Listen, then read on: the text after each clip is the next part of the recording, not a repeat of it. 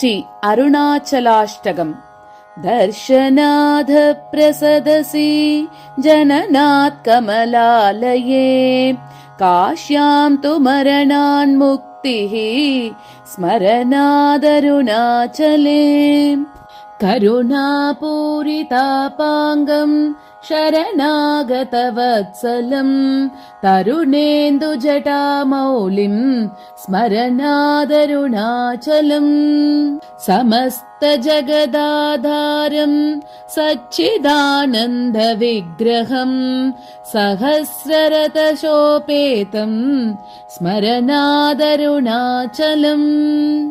काञ्चनप्रतिमाभासम् वाञ्छितार्थफलप्रदम्, मां च रक्षसुराध्यक्षम् स्मरणादरुणाचलम्।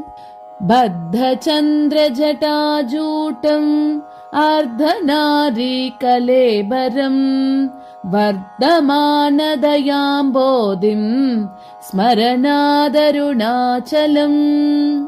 काञ्चनप्रतिमाभासम् सूर्यकोटिसमप्रभम्, बद्धव्याघ्रपुरीध्यानम् स्मरणादरुणाचलम्। शिक्षया किल देवारी भक्षितक्ष्वेलकन्धरम्, रक्षया किल भक्तानाम् स्मरणादरुणाचलम्। अष्टभूतिसमायुक्तम् इष्टकामबलप्रदम्, शिष्टभक्तिसमायुक्तान् स्मरणादरुणाचलम्। विनायकसुराध्यक्षम् विष्णुब्रह्मेन्द्रसेवितम्, विमलारुणपादाब्जम् स्मरणादरुणाचलम्। मन्दारमल्लिकाजाति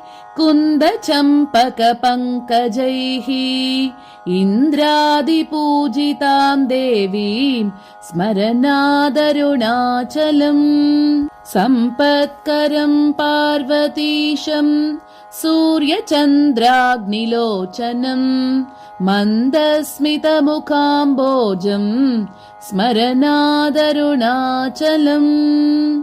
इति श्री अरुणाचलाष्टकम्।